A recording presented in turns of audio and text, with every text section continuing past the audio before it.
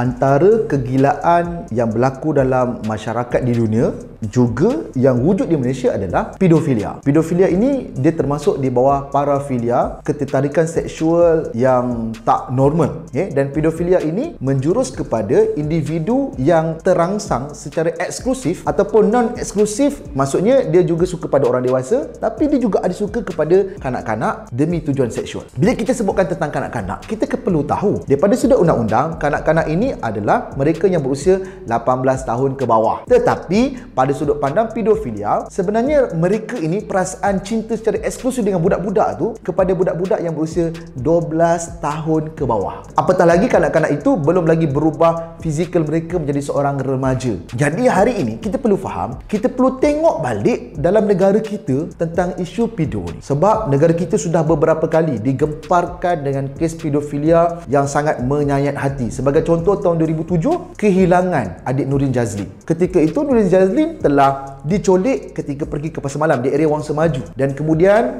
keluarganya buat report polis, tak jumpa. Tapi akhirnya bebelas hari kemudian ada seorang pekerja kedai di Petaling Jaya Selatan.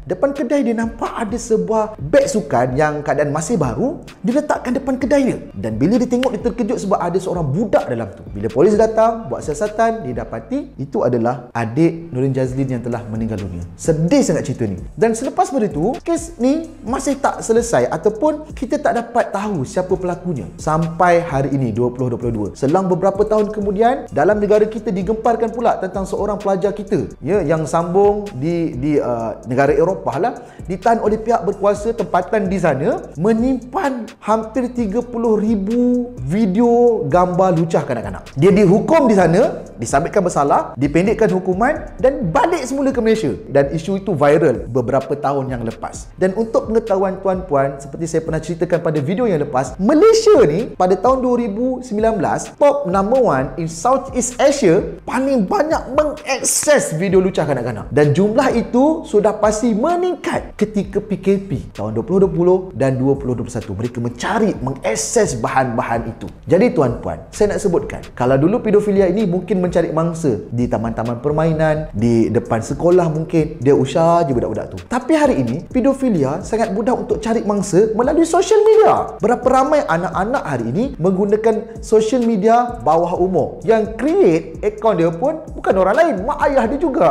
Jadi pastikan anak-anak kita ini diajar supaya tidak mudah percaya dengan mana-mana identiti manusia yang ada dalam social media. Dan paling saya takut sebenarnya, pedofilia yang ketertarikan dia bukan hanya pada kanak-kanak tau, tapi juga kepada orang dewasa. Dan ini lebih berbahaya. Sebab apa?